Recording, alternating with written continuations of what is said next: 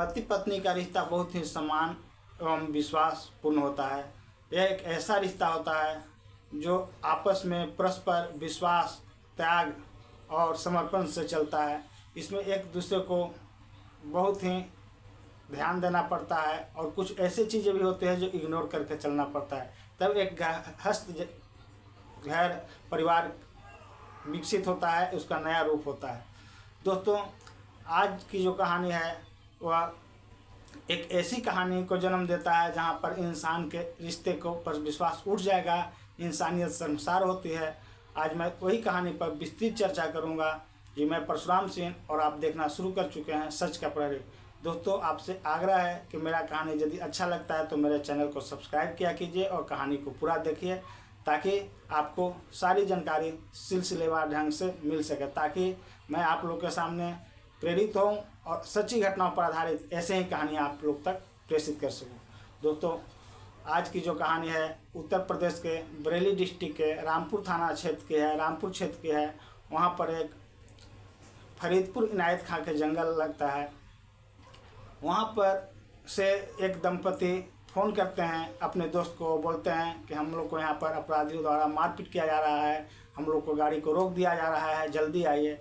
दोस्त लोग उनको दौड़ कर जाते हैं, देखते हैं कार रुकी हुई है और कार के अंदर उनकी जो पत्नी थी, जो फ़ोन किए थे वो रवि कुमार होते हैं, वो फ़ोन करते हैं तो उनकी पत्नी उसमें बेसुध पड़ी थी। और जब और ढूंढा जाता है, कहीं कुछ दिखाई नहीं दे रहा था, दूसरा कोई नज़र नहीं आ रहा था, तो और ढूंढा जाता है दोस्तों द्वारा, तो पता चलता है उनका पति रवि कुमार भी कुछ दूर पर पड़े हुए हैं, बेहोशी की हालत में पड़े हुए हैं। दोस्त लोग उनको पकड़कर सबको गाड़ी में रख कर हॉस्पिटल लाते हैं। पुलिस आती है, इंक्वायरी करती है, जांच पड़ताल करती है, तो पता चलता है रवि कुमार पीएससी एक यूपी पुलिस में पोस्ट है, एक रिजर्व अथी है, सीट है, तो उसमें वो नौकरी करते थे पीएससी में। वो पुलिस जैसा ही है जो कहीं भी आपातकाल में कहीं भी ज़रूरत के हिसाब से, जैसे अभी कुंभ मेला लग रहा था तो वहाँ भी पीएससी की नियुक्ति थी, वहाँ पर भी उनके फोर्स सर्विस दे रहे थे। पुलिस जैसा ही होता है, में कार्यरत होता है बरेली के पास। वो अपने पत्नी के साथ वहीं पर रहता था। पत्नी और रवि कुमार, उनके 3 बच्चे थे। पहला बच्ची 8 साल का, दूसरा बच्ची 6 साल का और तीसरा बच्ची 4 साल की थी। छोटी बच्ची इन लोग के साथ में रहते थे और बड़ी बच्ची 2 जो थी वो नाना नानी के घर रहती थी। सब कुछ अच्छा से चल रहा था, लेकिन धीरे धीरे जो कांस्टेबल पति रवि कुमार होता है उसको अपनी पत्नी से दिल भरने लगता है। उसके साथ अब अक्सर मारपीट करने लगता है, परेशान करने लगता है। पत्नी भी कुछ ऐसा बीमार रह रही थी, जैसा कि उसने रवि कुमार ने पुलिस को बताया। दोस्तों, जब पुलिस आती है, मैं कहानी को पीछे की ओर लेके जाता हूँ। जब पुलिस आती है, इंक्वायरी करती है, तो रवि कुमार के द्वारा बताया जाता है कि मैं जा रहा था अपनी पत्नी को इलाज कराने के लिए। इसी बीच में हमको गुंडे लोग पकड़ लेते हैं, वहाँ पर गाड़ी को रोकवा देते हैं, गाड़ी को ओवरटेक करके रोकवा देते हैं और हम लोग के साथ मारपीट करते हैं और हम बेहोश हो गए थे। अब पत्नी भी बेहोश हो गई। अब कैसे पत्नी का जान चला गया, कैसे गुंडे लोग के लिए, और उनको जो पत्नी के ऊपर गहने वगैरह थे वो उतार लिया जाता है, ताकि ये घटना का रूप दिया जाए, छेड़छाड़ और छीना झपटी का रूप दिया जाए। पुलिस जब उस डेड बॉडी को सख्ती से देखती है, शिनाख्त करती है, तो उसमें कुछ चिन्ह भी दिखाई देते हैं। तब तक वो उसका पोस्टमार्टम के लिए पुलिस वाले भेज देते हैं। हॉस्पिटल से पोस्टमार्टम हाउस में चला जाता है। जब डॉक्टरों का टीम उस बॉडी का पोस्टमार्टम करता है तो पता चलता है कि उनको जहर देकर, जहर का इंजेक्शन देकर मारा गया है। और डॉक्टर बताते हैं कि उनके गले में भी 7 इंजेक्शन के चिन्ह हैं, जो जहरीले इंजेक्शन दिए गए हैं उनका चिन्ह है। अब पुलिस का शक जाता है कि कोई जब लूटपाट करने वाला आएगा तो किसी महिला को इंजेक्शन क्यों देगा, लूटपाट करने के लिए, उसको हत्या करने के लिए इंजेक्शन क्यों देगा। अब एक घटना चूँकि 23/2/2025 की थी, उनके जो लड़की के मायके वाले हैं उनको भी खबर दी जाती है। 24 तारीख को 24/2/2025 को लड़की के पापा जगदीश जी आते हैं और अपने दामाद जी के ऊपर ही FIR करा देते हैं।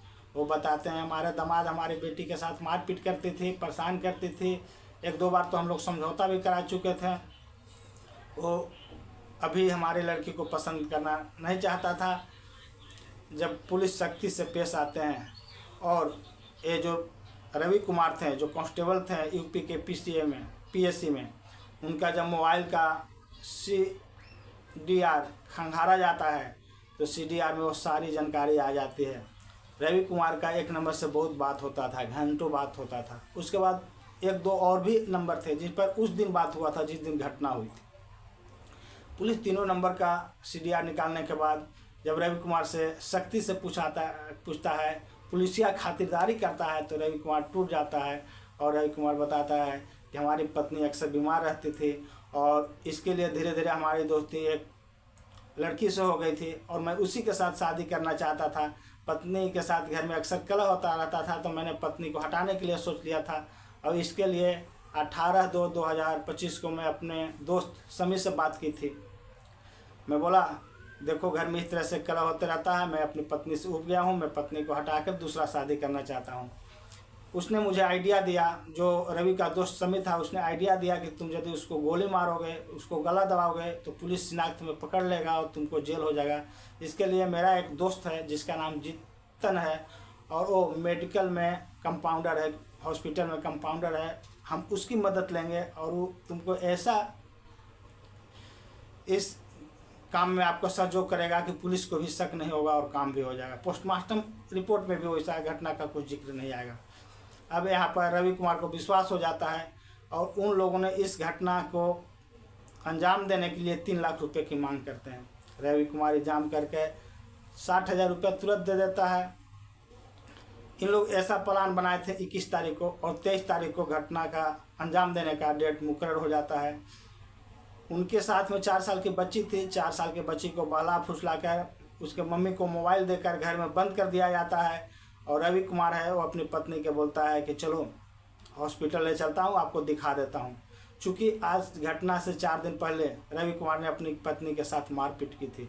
जब पुलिस इंक्वायरी होता है और पुलिस जब उस बच्ची से पूछती है तो बच्ची बताती है कि हाँ, आज से 4 दिन पहले 5 दिन पहले मम्मी को पापा ने मारा था, उसको चोट भी मम्मी को लगी थी, मम्मी रो भी रही थी। तो उस लड़की को मम्मी का मोबाइल देकर बंद कर दिया जाता है और औरत को लेकर दिखाने के बहाने, डॉक्टर से दिखाने के बहाने जाते हैं। इधर प्लानिंग सेट था। जैसे ही गाड़ी आगे बढ़ती है, फरीदापुर इनायत खां के जंगल से गुजरती है, वहाँ पर उन लोग खड़े थे, गाड़ी रुक जाती है। जब पत्नी बोलती है यहाँ पर गाड़ी क्यों रोके, तो बोले कि उसका जो पति है वो बोलता है कि यहीं पास में एक प्लॉट है जो हम लोगों को प्लॉट दिखाएंगे, सोचता हूँ एक प्लॉट अच्छा मिल रहा है, खरीद लूँ। लड़की जो औरत थी उसको विश्वास हो जाता है, वो बेचारी क्या जाने। जैसे ही लोग गाड़ी में बैठते हैं, उसके कार में बैठते हैं, फटाफट जो सम्मी है वो लेडीज़ का दोनों पैर पकड़ लेता है, पति है वो और अपनी बीवी का ही दोनों हाथ पकड़ लेता है और वो जो कंपाउंडर जीतन था से ताबड़तोड़ उस महिला के गले में 7 जहर का इंजेक्शन लगा देता है। दोस्तों, यह ऐसी घटना है जो इंसानियत को शर्मसार करती है। इंसानियत रिश्ते पर से विश्वास उठ जाती है और उन हमानों को थोड़ा सा भी कलेजा नहीं पसीजता है ऐसे घटनाओं को अंजाम देने के लिए। ना जाने हमारे समाज में कैसे कैसे लोग हैं जो लव ट्रायंगल में, सेक्स स्कैंडल में ऐसे घटनाओं को अंजाम देते हैं जो 7 पीढ़ी तक इंसानियत हिल जाती है, सोचने पर बेहोश होती है। दोस्तों, कुछ ही देर में वो औरत का प्राण पखेरु उतर जाता है, निकल जाता है। उन लोग दोनों गाड़ी से निकल कर भाग जाते हैं, चले जाते हैं और जो रवि कुमार है एक बहाना करते हुए लड़खड़ाते कदमों से जाकर कुछ दूर पर जंगल में गिर जाता है और वहीं से अपने दोस्त को फ़ोन करता है। चूँकि उसका दोस्त भी पुलिस में था, उन लोग आते हैं और उसको उठा कर ले जाते हैं और हॉस्पिटल में जाने के बाद जब वहाँ पर पुलिस आती है और सारी इंक्वायरी करती है तो इस तरह की घटनाएं सामने आती है। दोस्तों, यह घटना मानवीय संवेदनाओं और मूल्यों को तार करने वाली है। आज हमारा समाज, आज हमारा देश, आज हमारे देश में रहने वाले नागरिक की विचारधारा में ऐसा परिवर्तन एक खतरा का संकेत है जहाँ पर इंसानियत की कोई जगह नहीं है। आज इस घटना हमें यह सिखलाने के लिए, ये बताने के लिए विवश करती है कि लव ट्रायंगल कितना खतरनाक हो रहा है। आज जितने सारे हत्याएं हो रही है, लड़ाई झगड़े हो रहे हैं, उसमें 50% लव ट्रायंगल में होते हैं, सेक्स स्कैंडल में होते हैं। एक हंसता खेलता परिवार कैसे उजड़ जाता है वो इस घटना से पता चलता है। वहाँ पर वो लड़की का जो पापा थे जगदीश, उन्होंने सारे बात को बताया पुलिस को। इधर पुलिस ने भी मोबाइल का लोकेशन CDR वगैरह निकाला और जब ईमानदारी से काम किया तो बहुत जल्द ही इस घटना को उद्भेदन हुआ। इसमें तीनों को अरेस्ट कर लिया गया। पूरी यकीन है कि भारतीय कानून के उन सारी धाराएं लागू करके उनको जेल भेज दी जाएगी। अभी वो पुलिस कस्टडी में है, उनसे पूछताछ जारी था उस समय जिस समय घटना हुई थी। लेकिन दोस्तों, यह कहानी हमें अंदर तक झकझोरती है, हमें अंदर तक परेशान करती है और सोचने के लिए विवश भी करती है कि समाज में कैसे कैसे लोग हैं, इंसानियत के कैसे तार तार कर देते हैं। यह कहानी यकीनन इंसानियत को शर्मसार करने वाली है, इंसानियत के रिश्तों से विश्वास ख़त्म करने वाली है। दोस्तों, मेरा यह कहानी आप लोग को कैसा लगा? यदि अच्छा लगा तो मेरे चैनल को सब्सक्राइब किया कीजिए और वीडियो को लाइक किया कीजिए। इसी के साथ जय हिंद, जय भारत।